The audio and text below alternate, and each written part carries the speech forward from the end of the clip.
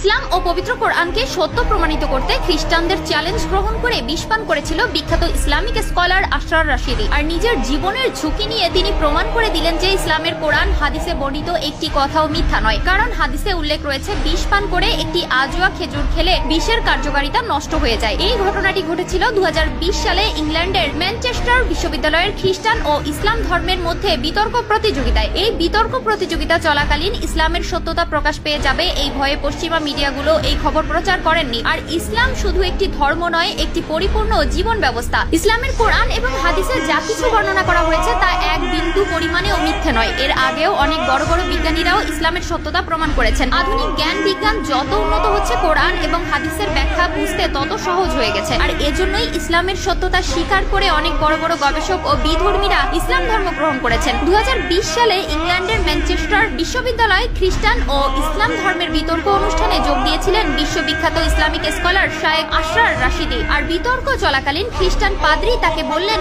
আপনাদের হাদিসে উল্লেখ রয়েছে বিষ পান করে একটি আজোয়া খেজুর খেলে বিষের কার্যকারিতা নষ্ট হয়ে যায়, তো এই কথার কি যুক্তি প্রমাণ রয়েছে আপনাদের কাছে? তাদের সামনে দেওয়া হলো এক বোতল বিষ। মুসলিমদের কাছে এমন প্রশ্ন ছুড়ে দেওয়ার কারণে কোনোভাবে তা হজম করতে পারেননি আশরার রাশিদি। আর আশরার রাশিদি নিজের জীবনের ঝুঁকি নিয়ে সেই বিষাক্ত বিষ পান করেন এবং একটি আজোয়া খেজুর খেয়ে নেন। আলহামদুলিল্লাহ, তার শরীরের বাহিরে ও ভিতরে এক বিন্দু পরিমাণেরও ক্ষতি হয়নি। কথায় আছে, রাখে আল্লাহ মারে কে। সেদিন এখানে উপস্থিত সকলেই অবাক হয়ে গিয়েছিলেন। আর কিভাবে সকলের সামনে বিষ পান করেও বেঁচে আছেন আশরার রাশিদি। তাহলে প্রিয় নবীর বর্ণিত হাদিস সম্পূর্ণ সত্য এবং ইসলাম ধর্ম পৃথিবীর মধ্যে সত্য ধর্ম, কিন্তু দুর্ভাগ্যবশত পশ্চিমা মিডিয়াগুলো এটির অপপ্রচার করেন, লুকিয়ে ফেলেন আসল তথ্য। কারণ তারা যদি এই খবরটি প্রচার করতেন, ইসলামের সত্যতা গোটা বিশ্ববাসীর কাছে স্পষ্ট হয়ে যেত। কিন্তু এই ভিডিওটি পোস্ট করা হয়েছিল ইসলাম প্রতিদিন নামক একটি ফেসবুক পেজে। 9 মার্চ 2020 সালে আপলোড করা ভিডিওটি 16 মার্চ পর্যন্ত 65,000 বার শেয়ার